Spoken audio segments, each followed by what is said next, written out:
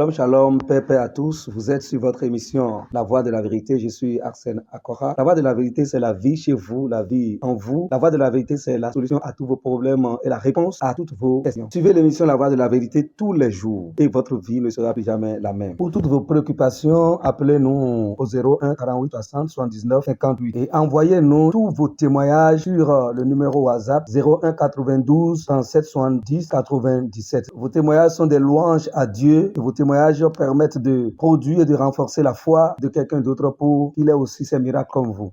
La voix de la vérité de ce jour a pour thème notre corps est plongé dans la vie. Notre corps plongé dans la vie, tiré de Acte 28 à partir de verset 3 qui dit ceci. Paul, ayant ramassé un tas de broussailles et l'ayant mise au feu, une vipère en sortit par l'effet de la chaleur et s'attacha à sa main. Quand les barbares virent l'animal suspendu à sa main, ils se dirent les uns aux autres, assurément cet homme est un meurtrier, puisque la justice n'a pas voulu le laisser vivre après qu'il a été sauvé de la mer. Paul secoua l'animal dans le feu et ne ressentit aucun mal. Ces gens s'attendaient à le voir enfler ou tomber mort subitement, mais après avoir longuement attendu, voyant qu'il ne lui arrivait aucun mal, ils changèrent d'avis et dirent que c'était un Dieu. Alléluia, gloire à Dieu, c'est merveilleux, c'est merveilleux. Vous savez, nous devons prendre la parole de Dieu au sérieux et nous devons mettre notre foi dans la parole de Dieu. Le Seigneur nous a dit, notre Seigneur nous a dit, et il nous a dit une parole, et il a dit ceci,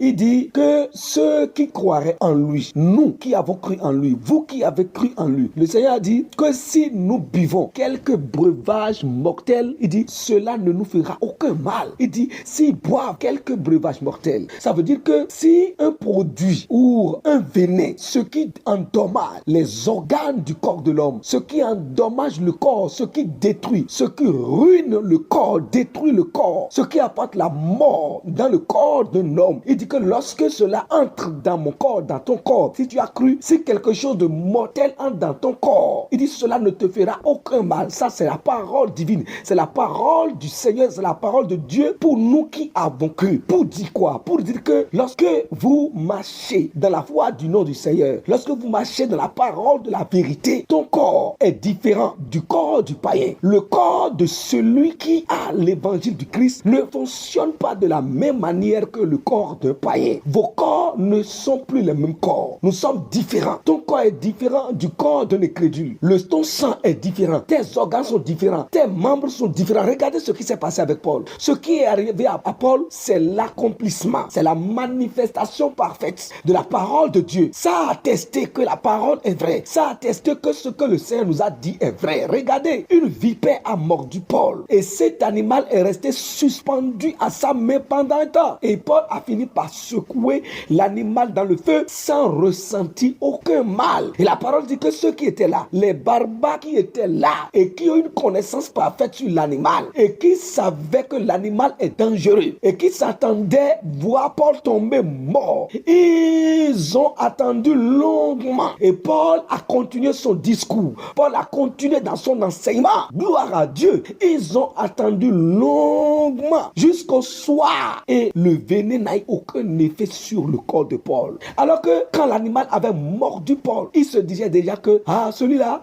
il doit être un méchant, il doit être un homme mauvais puisque la justice n'a pas voulu le laisser tranquille. Après avoir traversé la mer, tout ce qu'ils ont vécu au sein de la mer, le danger qui leur est arrivé dans la mer, il vient de quitter la mer à peine et une vipère l'a attaqué et ils ont pensé que Paul était un méchant. Mais quand ils ont attendu longuement et que rien n'arrivait à Paul, ils ont changé d'avis. Et qu'est-ce qu'ils ont dit en même temps? Ils ont dit cet homme est un Dieu. Ils ont changé d'avis et ils l'ont appelé Dieu parce que ce qui vient de se passer, ça ne peut pas arriver à un homme. Eux, ils savaient que si c'était un homme ordinaire, que l'homme allait tomber mort devant eux et ils le savaient parce qu'ils connaissaient l'animal. Ils savaient que l'animal est un animal dangereux. Mais quand ils ont attendu longuement et ils ont vu que Paul n'a ressenti aucun mal et que le venin de l'animal n'a eu aucun effet sur les organes et sur le corps de Paul, ils ont dit que celui-là, ce n'est pas un homme. Ce n'est pas un homme, c'est un Dieu. Ils ont commencé par appeler Paul Dieu. Cela est arrivé à Paul, pas parce que Paul est un apôtre bien, il est un pasteur. Cela est arrivé parce que Paul a mis sa confiance et sa foi dans les paroles du Seigneur. C'est lui, Paul, qui a enseigné que si l'esprit de celui qui a ressuscité le Christ d'entre les morts habite en nous, que celui qui a ressuscité Jésus Jésus-Christ d'entre les morts, il rendra la vie à notre corps mortel. C'est lui qui a enseigné ça. Et donc, il a cru à ce qu'il a enseigné. Et il a vécu ce qu'il a enseigné. Il vit ce qu'il a enseigné. Le venin du serpent n'a pas eu d'effet sur ses organes. Et c'est ton cas aussi. Vous devez croire à cette parole. Ton corps et le corps de quelqu'un qui n'a pas Christ, ce n'est pas le même corps. Vous êtes différents. Tu portes en ton corps la vie de Dieu. Il y a la vie, il y a l'immortalité qui est dans ton sang, dans tes nerfs, tes veines, tes organes, dans tous les fibres de ton être. Tout ton être, tout ton corps entier est immergé, plongé dans la vie. Tu dois le savoir. Vous êtes bénis au nom du Seigneur Jésus-Christ. C'est merveilleux de marcher dans la foi de la parole de Dieu. C'est ce qu'il a fait de nous. Rendons-lui gloire. Alors nous passons à la prière.